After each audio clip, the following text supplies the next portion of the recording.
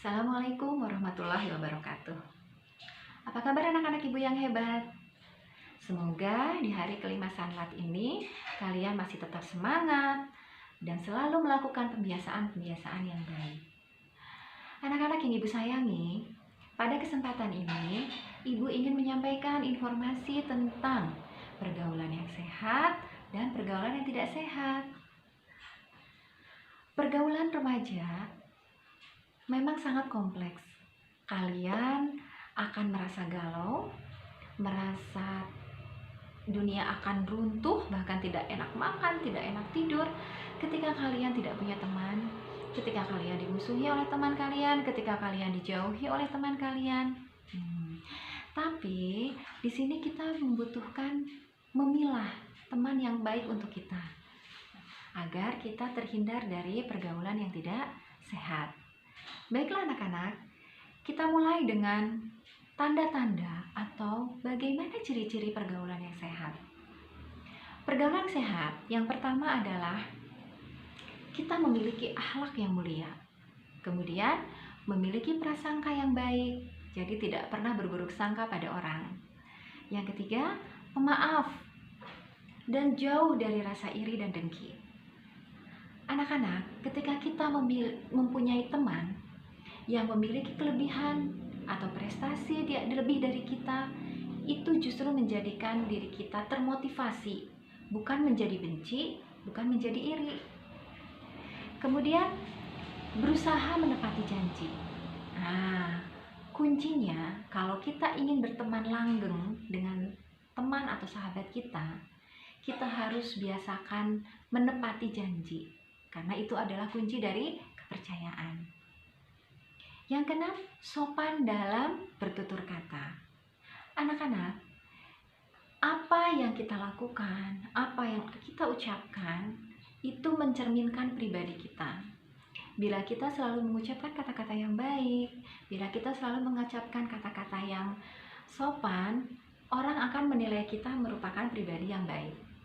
Sebaliknya, ketika kita suka berkata kasar, berkata tidak baik, bahkan cenderung merendahkan teman kita, orang akan menilai kita adalah pribadi yang tidak baik dan tidak menyenangkan. Selanjutnya, selalu senyum dan mengucapkan salam saat bertemu. Anak-anak, senyum adalah ibadah yang paling mudah dan murah. Dengan senyum, kita bisa menyenangkan orang, bisa membahagiakan orang, dan bahkan juga bisa beribadah. Selanjutnya, selalu mengingatkan pada kebaikan. Apabila ada teman kita yang curhat pada kita, menceritakan masalahnya, berikan kepada mereka hal-hal yang baik, solusi yang baik, dan tidak menjerumuskan mereka kepada hal-hal yang tidak baik. Selanjutnya, mengunjungi teman yang sedang terkena musibah, membantu teman yang sedang kesusahan, memberi nasihat yang baik, dan yang terakhir, tidak membicarakan aib teman atau saudara. Itu adalah contoh pergaulan yang sehat. Selanjutnya, bagaimana pergaulan yang tidak sehat? Pergaulan yang tidak sehat itu biasanya ditandai dengan apa? Suka menghamburkan harta untuk hal-hal yang tidak baik. Contohnya apa? Kita membeli rokok, membeli minuman untuk apa? Untuk bersama dengan teman-teman sambil nongkrong, bahkan begadang sampai malam. Itu contoh pergaulan yang tidak baik. Yang kedua, sering menghalalkan segala cara, termasuk dari jalan yang haram ataupun keji. Yang ketiga, munafik. Kalian pasti sudah tahu ciri orang munafik itu apa. Apabila berkata, dusta. Apabila berjanji, ingkar. Apabila diberi amanah, khianat. Atau kalau bersumpah itu palsu. Selanjutnya, apa tanda pergaulan yang tidak baik? Ingin mencoba dan merasakan hal yang negatif. Anak-anakku, kalian ingin menunjukkan aktualisasi diri, itu biasanya ingin diterima oleh kelompoknya. Bahkan kalian tidak menilai bahwa itu baik atau tidak untuk diri kalian dan keluarga kalian. Seperti apa? Kalian ikut masuk ke dalam geng motor, kemudian kalian juga ada yang istilahnya anak acara yang sering keluar malam, mengikuti acara-acara yang sampai meninggalkan rumah, menghabiskan harta orang tua. Bahkan ada lagi istilah ngajalur. Pasti senyum yang sudah mengalami. Ngajalur itu kalian ikut naik mobil bak terbuka yang kalian pun tidak tahu jalurnya mau kemana. Kemudian kalian turun, untuk pulang lagi kalian ikut naik lagi mobil bak terbuka tersebut menuju rumah kalian. Coba kalian pikirkan, itu selain membahayakan diri kalian sendiri, itu membahayakan orang tua kalian, bahkan membahayakan juga orang lain. Kenapa membahayakan orang tua kalian? Kalau terjadi apa-apa dengan kalian, orang tua kalian pasti terkena imbasnya. Apalagi diri kalian. Kalau kalian jatuh atau celaka, nauzubillah, ya. Kemudian apalagi yang terjadi kalau kita mengalami pergaulan yang tidak sehat? Perubahan emosi. Kalian cenderung lebih mudah marah, ya. Yang asalnya baik di rumah, menurut pada orang tua, kalian jadi mudah melawan kepada orang tua, tidak mau dinasehati, bahkan cenderung semau gue. Nah, itu contoh anak yang sudah mengalami pergaulan yang tidak sehat. Apalagi sudah mulai tidak bertanggung jawab, baik pada dirinya sendiri, apalagi pada lingkungan sekitar. Kalian sudah tidak lagi mau mendengarkan nasihat orang tua, bahkan cenderung mengabaikan tugas-tugas kalian sebagai pelajar. Kalian sudah tidak peduli dengan tidak mengerjakan tugas, tidak melakukan PTS, PAT, itu padahal itu merugikan kalian. Jadi kalian sudah mulai emosian, tidak sabar, melawan kepada orang tua, bahkan mudah gelisah. Nah, itu ciri-ciri dari anak yang sudah mengalami pergaulan tidak sehat. Apalagi malas.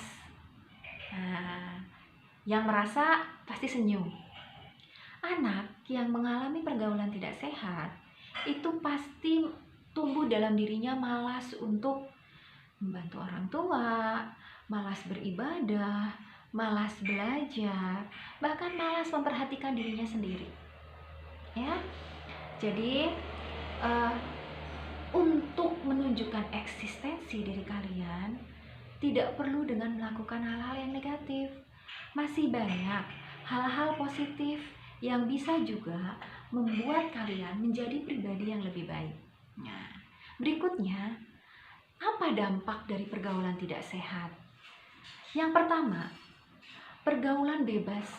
Ketika kalian sudah mengalami pergaulan yang tidak sehat, biasanya mengalami pergaulan bebas. Pergaulan bebas itu yaitu perilaku menyimpang. Kalian sudah tidak mengikuti aturan-aturan atau norma-norma ketimuran yang ada di lingkungan sekitar kita. Yang kedua, kalian bisa juga mengkonsumsi obat-obatan terlarang. Yang ketiga, menurunnya derajat kesehatan. Anak yang sudah merokok, minum minuman keras, bahkan sering begadang, otomatis kondisi tubuhnya tidak akan lagi fit atau sebaik anak-anak yang masih melakukan pola hidup sehat.